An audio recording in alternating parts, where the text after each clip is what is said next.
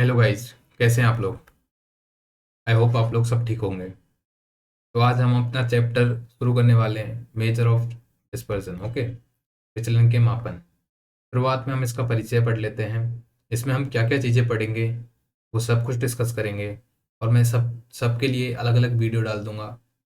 एक वीडियो लगभग 5 मिनट की होगी, 5 से 10 मिनट की। उसमें सब कुछ जितने एग्जाम्पल कवर हो सकते हैं, जितनी चीज़ें आपके लिए ज़रूरत ही होगी, वो सारी चीज़ें मैं उसमें प्रोवाइड करा दूंगा। ठीक है, तो शुरुआत करते हैं विचलन के मापन से। परिचय देख लेते हैं, क्या है परिचय इसका। विचलन का तात्पर्य आंकड़ों की विविधता या प्रसार से है। यह बताता है कि औसत आंकड़े के पास आसपास कितने फैले हुए हैं। ठीक है, विचलन का अध्ययन डेटा के प्रसार को समझने और डेटा की स्थिरता को मापने के लिए किया जाता है।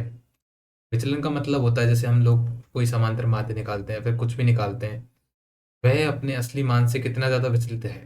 ठीक है, तो उसको बोलते हैं विचलन। मतलब कितना ज़्यादा उसमें परिवर्तन है, कितनी ज़्यादा उसके मान में विचलन आ रहा है, वो चीज़ें हम इसमें ज्ञात करते हैं। तो विचलन के प्रकार देख लेते हैं। विचलन दो प्रकार के होते हैं, एक होता है एब्सोलूट, एक होता है रिलेटिव। ओके, रिलेटिव का मतलब होता है सापेक्ष, एक होता है एब्सोलूट। ओके, संचित मापन। तो संचित मापन तीन ये हो गए अपने। रेंज होता है, क्वार्टाइल विचलन होता है, माध्य विचलन होता है, मानक विचलन होता है।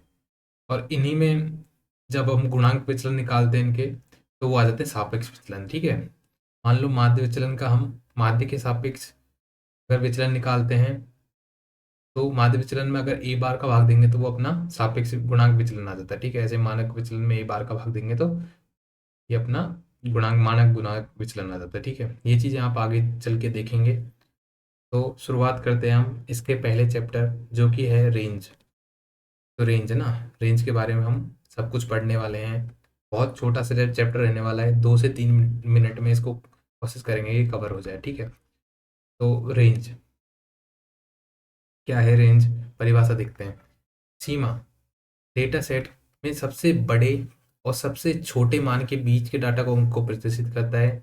यह विचलन का सबसे सरल मापन है, जो डेटा के प्रसार को दर्शाने के लिए उपयोग में लिया जाता है। ठीक है, तो इसका क्या होता है, इसका फॉर्मूला होता है range is equal to H H minus L, या मतलब हाईएस्ट माइनस लोएस्ट। ठीक है, हाईएस्ट माइनस लोएस्ट, या फिर इसमें largest value minus smallest value.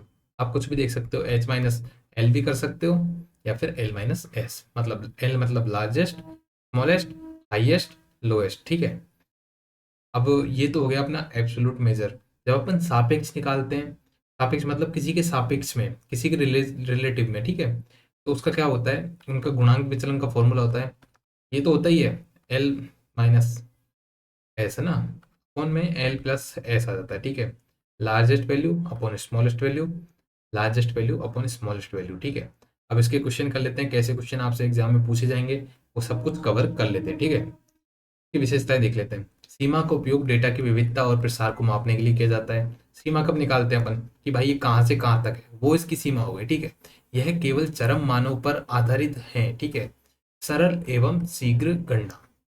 तो जो पहली वाली है वो सबसे इंपॉर्टेंट है, कि हाँ भाई प्रसार के लिए इसकी गणना की जाती है। इसके जैसे हमने पिछले, आप देख सकते हैं लेक्चर, उनमें हमने 3 श्रेणी के लिए चीज़ें निकाली थी। ठीक है, जैसे हमने चतुर्थक निकाला था, और जो अपना दशमक निकाला था, शतमक निकाला था, व्यक्तिगत श्रेणी, असतत श्रेणी और सतत श्रेणी के लिए हमने 3 चीज़ों को निकाला था। ठीक है, ऐसे हम सीमा जो है तीनों के लिए निकालेंगे अगर हमें व्यक्तिगत श्रेणी दी हो तो। ठीक है, व्यक्तिगत का मतलब नॉर्मल दे रखी है, कोई फ्रिक्वेंसी नहीं है, कुछ नहीं है, बस नॉर्मल दे रखे हैं आंकड़े। ठीक है, 15, 20, 35, 40, 50।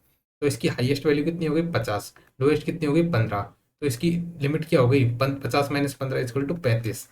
अब अपन को इसका गुणांक विचलन निकालना है। गुणांक है ना, विचलन गुणांक निकालना है। कोफिशिएंट ऑफ रेंज मतलब सीमा का गुणांक निकालना है। तो ठीक है, लार्जेस्ट माइनस स्मॉलेस्ट कौन, लार्जेस्ट प्लस स्मॉलेस्ट। तो ये कितना आ गया, ऊपर तो 35 आ गया, नीचे कितना आ गया, 65 आ गया। तो ये मैंने दे रखा है कितना है, 0.538। अगर आपसे परसेंटेज में पूछ ले तो इंटू 100 कर दो, ये कितना हो जाएगा, 53.8 हो जाएगा। अब आगे चलते हैं। अगर हमको दे रखी है डिस्क्रीट सीरीज, ओके, या फिर ऐसा सीरीज, तो कैसे करेंगे, उसमें हमको एक्स की वैल्यू दे रखी होगी और फ्रिक्वेंसी की वैल्यू दे रखी होगी। ठीक है, तो रेंज तो वही रहेगी, इसमें फ्रीक्वेंसी से कोई मतलब ही नहीं है। ठीक है, रेंज के अंदर highest values minus smallest value, okay. 40 minus 10 equal to 30, range वो निकालना है कोफिशिएंट। 40 माइनस 10 कौन में 40 प्लस 10, तो कितना हो गया 0.6, ठीक है। अब जैसे ही अगला देख लेते हैं, 0 से 10, 10 से 20, 20 से 30, 30 से 40, तो कौन सी श्रेणी होगी, कंटिन्यूअस, क्या बोलते हैं इसको, सतत श्रेणी। इसमें भी कोई फ्रीक्वेंसी कोई मतलब नहीं है। हाईएस्ट माइनस लोएस्ट, हाईएस्ट कितना है 40 माइनस लोएस्ट 0, और कोफिशिएंट निकालना है highest minus lowest upon highest plus lowest. तो इसका क्या हो गया, सीमा का गुणांक। तो कितना आ गया, सीमा गुणांक आ गया 1 और रेंज आ गई 40, ठीक है।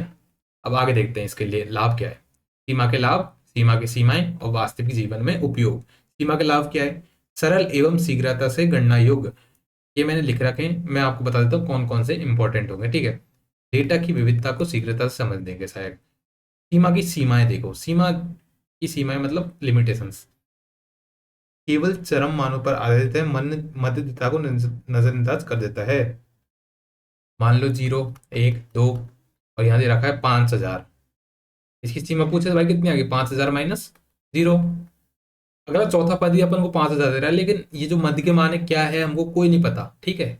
तो यह नजरअंदाज कर देता है।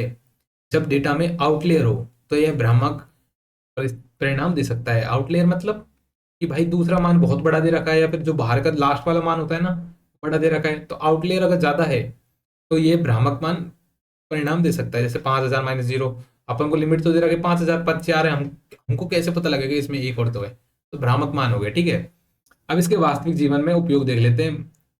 मौसम रिपोर्टिंग, हम देख सकते हैं न्यूनतम तापमान आज इतना था 7 डिग्री, अब हो गया 35 डिग्री सुबह, तो ऐसे, ठीक है। शेयर बाजार में स्टॉक के उच्चतम एवं निम्नतम मूल्यों का प्रसार और गुणवत्ता नियंत्रण में, ठीक है, उत्पादन के मापदंडों में विभिन्नता, तो ये चीजें काम आती है सीमा में, ठीक है। तो ये खत्म हो चुका है अपना लिमिट चैप्टर, ठीक है। बस आपको इतना ही पढ़ना था इसमें, ठीक है। Thank you guys, thanks.